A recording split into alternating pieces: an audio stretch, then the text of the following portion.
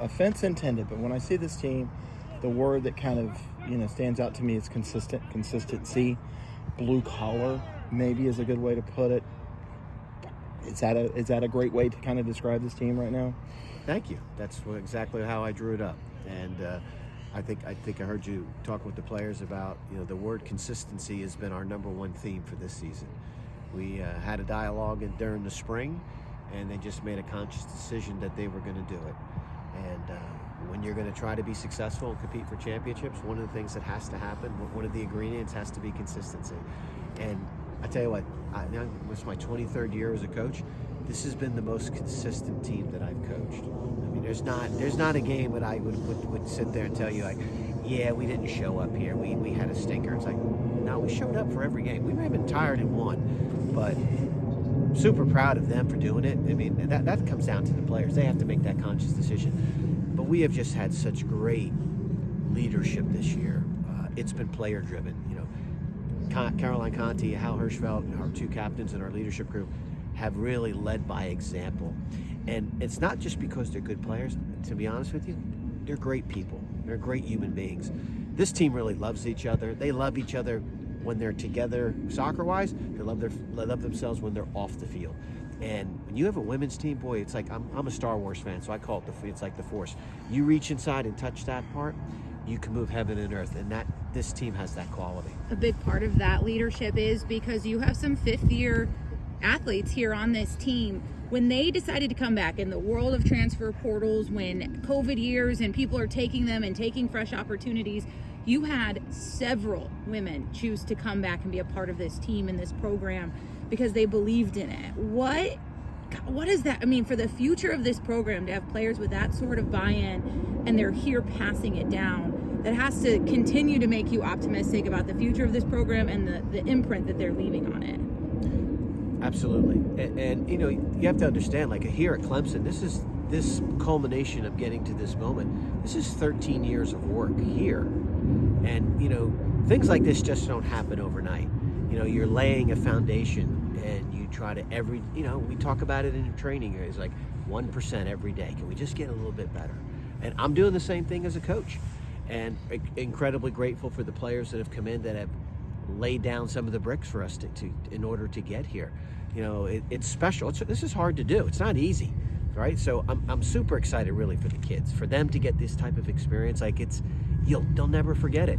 And your other comment, it's a Clemson family. It's such a true statement around here. It's not just about recruiting, really good, exciting soccer players. We try to recruit great people. The profile is ever so important, because when you're on a team, you're a family. And if you don't get along, that's not a good recipe. But I've been very fortunate as a coach and very fortunate as a player to be on great teams that had wonderful experiences, and we were together. You're always going to be better when it's the we as opposed to the me. You talk about 13 years. When did it hit you? We're headed to the College Cup. Obviously, you have that flush of, the clock ticking to zero, and you talk to the team, but when did it really hit you that you go, holy cow, here we go? I probably didn't have that moment till after the game when the whistle blew, but to be honest with you, I was dreaming of this when I first arrived here in 2010, 2011. It was turn the program around, win an ACC championship, be relevant, be consistent. 10 consecutive years in the NCAA tournament. Look, which isn't easy. You're in the most difficult conference in the country. Not only the most difficult conference in the most challenging sport in all of college sports conferences because of the success of this conference. Sure. And to do it in there, I'm really proud for these group of players who have stepped up and met the challenge. And that's part of what our recruiting profile is like. Do you want to come here? Are you ready for the challenge? Can you be a great teammate? Are you ready to work hard? Right? If somebody comes here and they're entitled, they're not going to have a good experience. I'm from New Jersey. I'm sorry. You just got to. I grew up in a blue collar family. You got to work hard, right? I love Kobe Bryant's thing. At the end of the day, you got to put the work in, and that's what these kids have done. They put the work in. To take on Florida State, a team you guys saw twice this year, they got the better of you. How much are you looking forward to another shot at them? Because like you said, this is a talented team, and I have no doubt they can beat any team on any day. Yes. Well, to be honest with you, I'm just glad we're here. I mean, when you think about it, we're in the national semifinals. There's only 4 teams left over what 340 plus Division I teams, and pretty cool to be here for the first time in Clemson women's soccer program history. You know, that's kind of a neat feather in the cap that these kids can carry with them, and pretty cool that the 2 best teams in the ACC are here, and we've always seemed to provide very entertaining games. And Brian's done a great job there at stepping in when Mark Krikorian left away.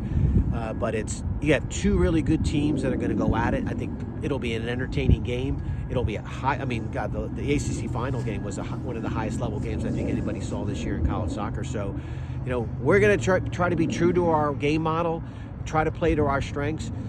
We both know it's not going to be an easy game, but we're going to show up and try to do what we do, check the boxes that we can check, and see what kind of result we can get. Not trying to get too far into your game plan, but saw you talking to the women about slowing down a little bit, about taking space and taking your time until the pressure came, until they started to come towards you. Is that a sense of something you see against Florida State, or is that wanting to make sure that they're taking a breath and taking their time and not getting over-amped because it's the College Cup and it's the first time ever for Clemson women's soccer? Yeah, I mean, that's going to happen. I've been in championship games, and all of a sudden you got this bolt of energy, and then after about 3 minutes you're like, oh, I'm gassed. I like to use this phrase, it's okay to be human. Things are happening. You walk into a wall. We want them just to walk out. Listen, the good news is we're not going to change an awful lot. We've been operating. We have been consistent with our game plan, our game model, our game approach. So the things that we're looking to do are basically all the things that we've been doing all season. Can we sharpen up a few things? Absolutely, that's what we're trying to. But we're not going to change the bottle here at this stage. We're going to stay true to who we are. You talked about recruiting earlier. How do you explain how wide of a recruiting base you guys have? I saw players from Washington, Las Vegas, England, Texas. Like, why do you attract players who came from so many different states? And how do you? Well, I mean, look, you're looking at Clemson University as a top 25 academic institution, and we're probably top 1% when it comes to athletics.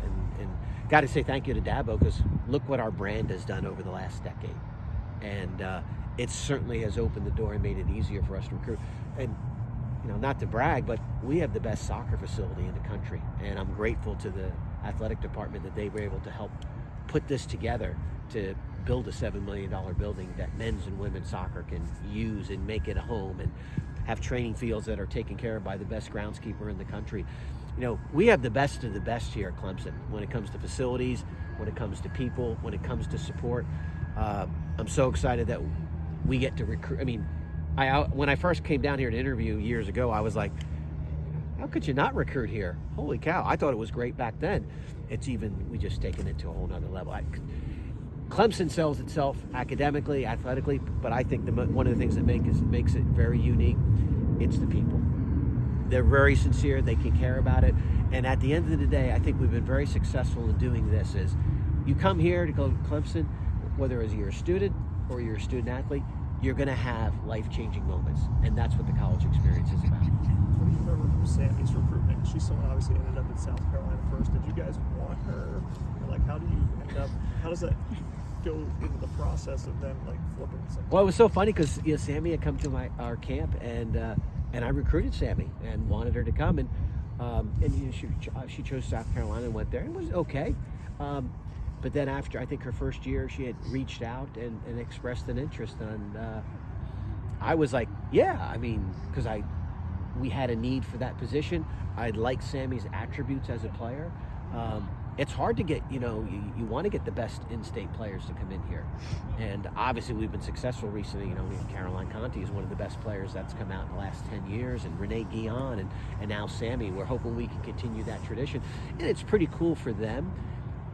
At this last game that when we defeated Penn State, looking in the crowd and seeing all those young girls, whether they're from Clemson or Anderson or Greenville, they're looking down, dreaming in a mat like, that's what I want to do. Decades ago that didn't exist. It's one of the reasons I got involved in a women's game. I wanted my daughter to be inspired, and this is so cool to watch Caroline and Sammy that are in-state South Carolina residents that not only are they very good soccer players and great people, but they are getting to be role models for future players that are down there, so these girls can dream big. And you talk about Sammy, just, she transfers here, she tears an ACL, she has to work her way back. I mean, how do you think some of that, adversity, kind of working through some of that, shaped her into the player she is today? Well, it plays a huge factor. Listen, those tough moments are life moments. We all know life is not easy, right? You always get thrown a curveball. That's part of the college experience. And, I just kept reinforcing with her. I'll tell you what, her rehab to come back was one of the most impressive things we witnessed. And I say we because not only was it me and my staff, the team watched it. She was out here doing stuff on her own. She followed what the therapist had told her to do. She was back quicker than anybody could imagine. And I told her, I was like, what you did there was incredible, and you were like a professional player. If Sammy decides to go on play at the professional level, she'll be a good pro because she's got the right mindset to do it and work ethic to get it done. And you love to see kids overcome those moments because you know what? There's going to be times in life when, again, you're going to get thrown a curveball, but the good Lord's never going to throw you more than you can handle. But she'll be able to reflect upon that experience, and it'll help her in that time. Stretching her memory, do you remember how fast that was? Like how many months she was back? Oh, you know what? I don't know off the top of my head. I am Polish, so I can't remember all those things. But just Caroline and Sammy, as personalities, they're saying they're kind of different. Obviously, Caroline's very boisterous. Sammy's very locked in. She said that, I think Caroline said that even Sammy probably didn't even realize she notched the game-winning PK when she did, just because she's so locked in and focused. Like, are they polar opposites? Is that how you Well, it's the fun part about building a team. It's like having a pizza. If I'm just eating cheese pizza all the time, it gets a little old. But when you sprinkle in the ingredients, you have some introverts, you have some extroverts, you have different types of personalities. This has been a fun group. I mean, those two in particular. You got Sammy, who's more on the quiet side, and she'll pick and choose her moments. But it's great because when she has something to say, the kids listen. And Caroline is just a phenomenal human being, and she has been an incredible leader. And she has so much love for this team and for Clemson. Her family heritage here speaks for itself. Her parents are both Clemson grads. We're cheerleaders here. Brother was the student body president. And now Caroline has been part of the first ever Clemson team to go to the College Cup. Talk about Hallie Mackowitz earlier this week, calling her the best goalkeeper in the country. Just how influential has she been for your guys' success this season? Hallie's just been phenomenal, and it couldn't happen to a better kid. And you asked about like Sammy dealing with adversity. Hallie's gone through Hallie is a great story. Arrived to school, youth national team player, highly recruited, and just a fluke injury happens. Okay, gets in the way, and then the next year, a little bit of injury came in again, and we brought in a transfer. Hensley Handcuff came in, and. So if you were to ask Hallie, those first couple years, they were challenging and difficult. And give her credit. She didn't cry. She didn't, I'm going to transfer. She put her head down and went to work. And what you're seeing this year is a culmination of that work, of that determination, of that type of dedication. So many wonderful life lessons. It was instant to me that she had great parents that raised her well. She faced the adversity and she met it head on and just got better. So when I say I couldn't be prouder of a kid this year, we've had some kid a lot of players get successes, but Hallie to me is at the top of the list because of the adversity trail that she's had to go through. And for her to have, when she set her shutout record this year, is she still leading the nation in shutouts? Probably, if not, so, and to have a goalkeeper back there that can make the big save when you need it. Like, oh gosh, we made a mistake. Oh God, thank God Hallie's back there. I know from my playing days, sometimes you look over your shoulder like, oh God, who's in goal? And now it's nice to go, oh good, Hallie's in goal. We're okay. But she's going to have a really bright future ahead of her.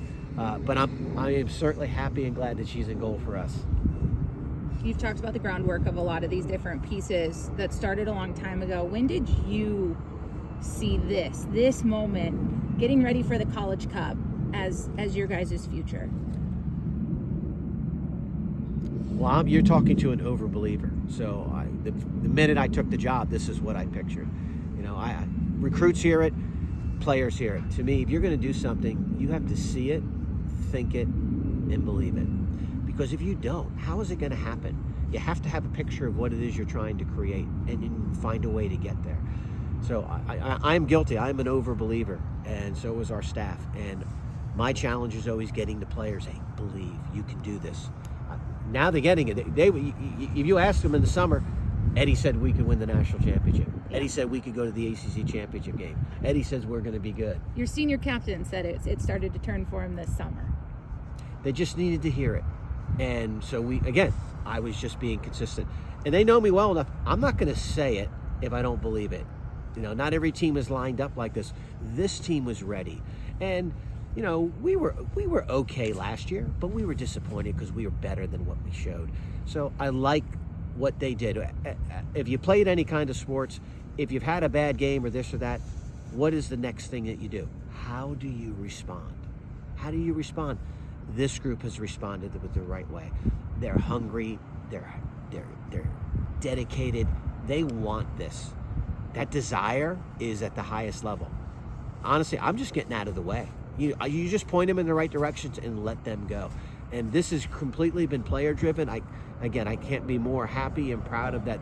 They get to do this, and we get the opportunity to compete for a national championship. And regardless of how the journey finishes up, they're never going to forget it. Got time for one more if anybody's got one.